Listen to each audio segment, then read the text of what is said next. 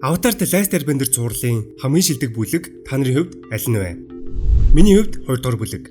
Тус бүлэгт маш олон дүрүүдийн дотоод зөрчил, сонирхолтой шийдвэрүүдийг харуулж, тухайн ертөнцийн ч маш том нөлөө бүхий төгсдөг.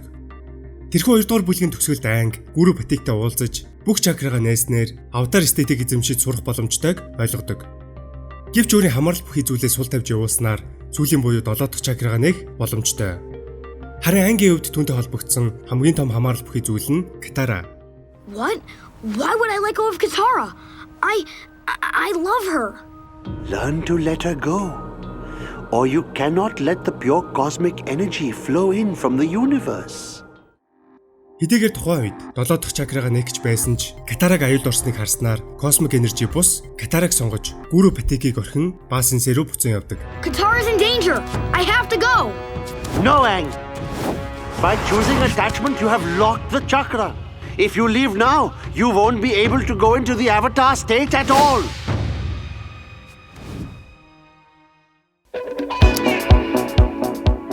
Юун түрүүн чин спонсороо танилцуулъя. Ara Sparkling ус шинжилэгдэн худалдаанд гарлаа. Энэхүү усны гол давуу тал нь хиймэн гаралтай сахар орлуулагч ашигладаггүй. Харин байгалийн стевиа навчаас гаргаж авсан хамгийн эрүүл сахар орлуулагч ашигладагаараа онцлог. Стевиа навч нь хүний биеийн сахарын хэмжээг доктортой түвшинд барихаас гадна зүрх судас, хоол боловсруулах эргэтэн тогтолцоо, дархлааны систем зэргийг дэмждэг тул таны хамгийн эрүүл сонголт байх болно. Мөн 9 сарын 1-ээс 10 сарын 31-ний хооронд CU-гийн бүх салбараар Ara Sparkling ус худалдаж авсан хүн бүр цуглаанд оролцох боломжтой. Шагналт нь AirPods Max 2-оос эхлээд та бүхний харж байгаачлан олон шагналууд бий. Харин азтан 11 сарын 4-ний өдөр CU Mongolia хуудасаар лайв хийж шалгаруулах юм. За тэгээд та бүхэн сахартай, будагтай унд ууж байснаас Ara Sparkling ус авч уугаад цуглаандаа идэвхтэй оролцоорой. Одоо харин бичлэгтээ орцгоё. Энэ үед азуула баасан сэд нууцаар нэвтэрч 100 жилийн дан хийснээс хойш хизээч эзлэгдээгүй хотыг бараг л өөрийн болгосон байдаг. Бүрэн өөрийн болгохын тулд мэдээж Avatar болон түүний багийнхныг зохицуулах хэрэгтэй. Мөн гэр бүлийнхэн захиалгаар хулгайлагдсан Toph анх удаа метал бендинг хийж, харин Zuko ав гахтайгаа цайны газарт ажиллаж өөрийгөө чөлөөлөх эхний алхмаа хийсэн байдаг. Congratulations, Uncle. I'm very thankful. You deserve it. The Jasmine Dragon will be the best tea shop in the city. Гэвч эцсийн тулаанд эцсийн мөчөд Zuko ав гах Airo болон Kataraгийн итгэлийг өсөрдүүлж баасын сэгийн газарт орох болоор агуйд тулаан өрнөдөг.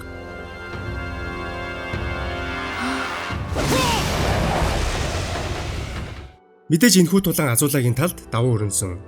Азуула, Zuko болон Dailyгийн эсрэг Aang Katara хоёр хүчин мөксдөж, эцэст нь Aang 7 дахь чакрага нээж Avatar эстетэд орхосоор аргагүй байдалд ордог. Гэвч Avatar эстетэд дөнгөж орж эхлэх үед Азуула Aang руу цахилгаанаар гинтийн дайралт хийж, түүнийг бараг л хороож Avatar cycle-ийг хүртэл зогсоох шахсан.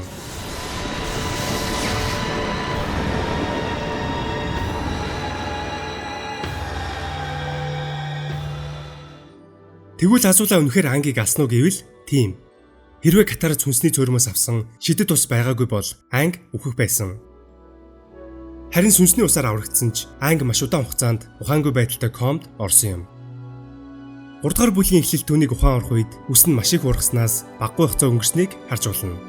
Харин энэ хугацаанд Team Avatar газрын хаант усын хаантай зүг Appa-г унаж, Хамилиан тохоор ус Hokko Katara нарын аа болон бусад усны угийн гишүүдээр буцан очиж, тэд хамтдаа галын усын хөлөг онгоцыг дэрэмдэн авсан байдаг. Бүр Pipsqueak, Duke нар хүртэл тэдэндээ нэгдсэн ба дэлхийд даяараа Avatar-ыг үгсэн гэдэгт итгэсэн байсан юм. We have a secret. You. Me? Yep, the whole world thinks you're dead.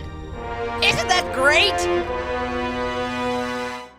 Азуула Aang руу гинтийн дайралт хийх үед түүний сүнс маш том хохирлыг амссан ба ухаангүй байх хугацаанд түүний сүнс биеэс нь салж сүнсний ертөнцид очсон байдаг. Цувралын DVD цуглуулгын нэмэлт хэсэгт 20 дугаар бүлгийн алдагдсан анги гэгддэг. Мөн Escape from the Spirit World гэх онлайн пазл тоглоом зориулан хийсэн хөдөлгөөнд комик бий. Энэхүү алдагдсан ангид биеэсээ салсан Aang-ийн сүнс өмнө нь уулзаж байсан сүнснүүд болон өмнөх аватаруудтай холбоотой богинохон адал явдлыг туулдаг. Aang-ийг сэрэх үед сарны сүнс болон хуурсан Yuwe гүнж түүнийг угтан авна. Yuwe түүний сүнс гимцнийг хэлж түүнийг яарвчлахгүй бол Avatar cycle устгахыг сануулав. Тэрээр өтөр түргэн өмнөх дөрвөн аватартай уулзаж хоорондын холбоосоо дахин холбох шаардлагатай бөгөөд царай улгаалагч Kogos болгоомжлогыг ч бас сануулна. Aang сүнсний ертөнцийн өөр нэг хэсэгт ирж Avatar Roku Khan түүнийг дуудан хашгирна. Энэ үед Roku гарч ирэх ба Aang Avatar эстетик сурч чадаагүй дээр Roku-гаас уучлалтгүй. Аватар стедийг эзэмшихэд маш их сүнсний сахилга бат дэсвэр төвчээр хэрэгтэй ба Року Жүнийг бүрэн эзэмшихэд хүндрэлтэй байснаа дурсан түүнд энэ талаар ярьж эхэлнэ. 154 жилийн өмнө Алтайын чин сүмд залуу Року Аватар стедэд суралцахаар бясалгана. Гэвч Року хангалттай хэмжээнд төвлөрөхөд хүндрэлтэй байлаа. Тэрээр 5 сарын өмнө сүмд ирэн бясалгаж байгаа ч түүний бэлтгэл ямар ч үр дүн өгөхгүй байлаа. Харин Року тэсгэл алдаж хамгийн богино өдрийн нарыг ашиглахаар болж нар түүн дээр тусах үед Аватар стедэд орхон дээр.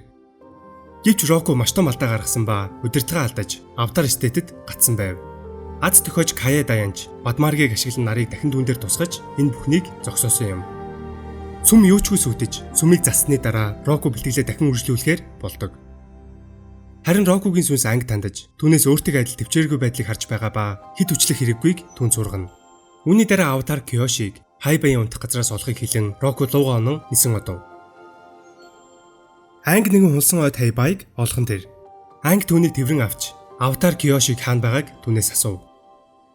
Хайбай түүнийг Кёши дээр дагуулan очих үед Кёши түүнтэй мэндэлж чин тусган дох буруугаар ойлгоцсон алган эрэхтэй уучлалт төсөв. Байлдан дагуулагч Чинаас барсны дараа Кёши дэлхийн ертөнцид тэнцвэртэй байдлыг авчрахыг оролдож амжилттай зүйл байсан ч зарим алдаагч бас гаргаснаа хэлв. Газрын хаан тус докторгүй болж ядуу ард иргэд хаан засаглалыг нураахыг хүсэж байв.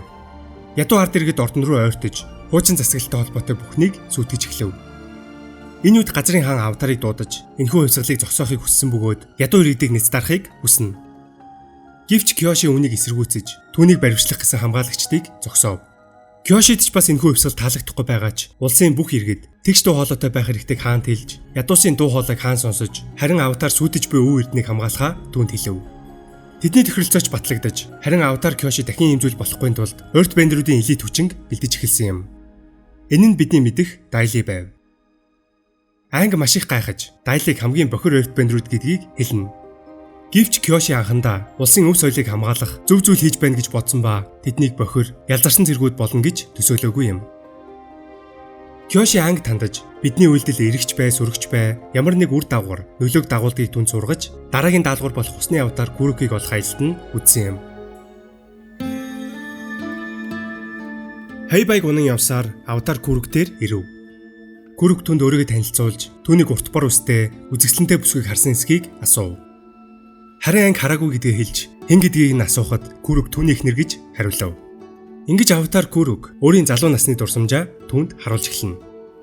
Тэрээр дэлхийн ертөнцөөр аялаж бусад бендерүүдийн хүчийг сорж, бендing чадвараа бусдад гайхуулах дуртай байв. Ялангуяа охтод. Тэрээр бие тоосон сагсуу нэгэн байлаа. Гэвч тэргэл сартаа нэгэн шөнө хайр сэтгэлтэйгээ учирч түүндээ анхны харцаар дурлсан юм. Түүнийг Үми гэдэг ба өмнөдийн усны овгоос ирсэн байв. Үми түүний амьдралыг өөрчилж, харин Курук түн сүн хизүүний зүйлд бэлэглэн гэрлэх санал тавьсан юм. Тэдний гэрлэх ёслол хойд усны овгийн сүнсний зөөрөнд болсон ба тэр өдөр нэгэн гонигт явдал тохиожээ.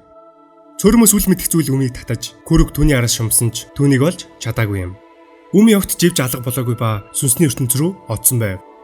Бидний мэдхээр Ко түүний хийсэн зүйлээс нь болж шийтгэж, эхнэрийнхэн царайг хулгайлсан юм. Тэрээр жил бүр хөрмийн ойн өдрөө сүнсний ертөнцөд очиж эхнэрээ аварч чадна гэж найддаг байв. Гэвч түүнийг амьд байх хугацаанд хизээч тийм зүйл болоогүй юм. Энэ үед анги нэгэн зүйлийг санаж, Код түүний эхнэр одоо болтол байгаа ба түүнтэй уулзах үед Үмигийн царайг харуулсныг хэлв. Харин Курукт дахин итгэл найдвар төрж, Үмитэй дахин уулзтлаа. Ког агансаар байх болно хэмээж Аватар Янгчийн түүнийг хүлээж байгааг хэлэн андаа гарна. Нэгэн уулын өрөөд анги Янгчийг хайж байлаа. Энэ үед түүний сүнс ангийн өмнө гарч ирэн түүнтэй мэндэлж, харин анги өөрийнхөө өмнөх амьдралтайгаа уулзах нь түүнд гайхалтай туршлага болж байгааг хэлв. Янгчийн түүнийг юу сурсан талаар асуухад анги ямар ч Аватар төгс бус гэдгийг ойлгосон ба яг л өөртөө найдал алдаа гаргаж хүнд хэцүүтэй нур тулдгийг ухаарсан байв. Харин Аватарын сүнс яагаад хүн болж төрдгийг гайхан хэрэг өгшгүй мөнхийн хүчрхэг сүнс хэвээрээ байвал дээр эсхийг Янгчинээс асууна. Харин Янгчин түүнийг нь үүсгэж Аватар хүн бүрт нэгүүлсэнгүй байх хэрэгтэй ба ингэх ганц зам нь тэдэндээ хамт амьдрах. Аватар өөтөр гуниг, уур хилэн, баяр баясал, аз жаргалыг өөрийн биеэр мэдрэх ёстой. Энэ бүх сэтгэл хөдлөлийг мэдэрснээр хүмүүний амьдрал ямар эрхэм болохыг ойлгоход тусалж тэднийг хамгаалахын тулд юу ч хийхэд бэлэн болох учиртай. Харин чи нэгэн уулын оройд амьдрдаг хүчрхэг сүнс байсан бол жирийн хүнээс нэг их ялгархгүй. Тиймээс л Аватар хүн болон төрсөөр байдаг. Анги өмнөх дөрвөн амьдралтайгаа холбоо тогтоож харин түүний сүнс зүгээр эсхийг Янгчинээс асууна. Харин Янгчин түүний сүнс зүгээр хідээж бие мах бодны хүн чарахтай байгаа тул эдгэрэх хугацаа эрэхтэйг түүнд хэлв. Харамсалтай нь түүний Аватар стедэд орох чадвар тасалдсан ба цаашид өмнөх амьдралын түүнд туслахад найдах бус харин найзуудтай итгэж найдахыг сануулна. Харин түүнийс ирэх үед энэхүү сүнсний ертөнцийн аяллаа санахгүй бөгөөд тэд дахин уулзалт хүртэл яг л мартагдсан зүуд мэт сарнин алга болохыг хэлэн энэхүү сүнсний ертөнцийн аялал төгсдөг үлээ. Ингэж анги аватар нь төгс бус бүгд ямар нэгэн байдлаар алддаг гэдгийг ухаарч мөн аватарын мөн чанарыг ойлгож авсан юм. Энэхүү сонирхолтой аялал 2 болон 3 дахь бүлгийн дунд орхигдож алдагдсан анги хэмээн нэрлэгдэх болсон юм. Бидний бичлэг таалагдсан бол лайк дарахаа бити мартаарай. Хэрвээ та бүхэн манаас үгийг дэмжих хүсвэл дэлгэцэн дээр гарах дансаар донешн илгээх боломжтой. Дараагийн бичлэгээр уулзцгаая.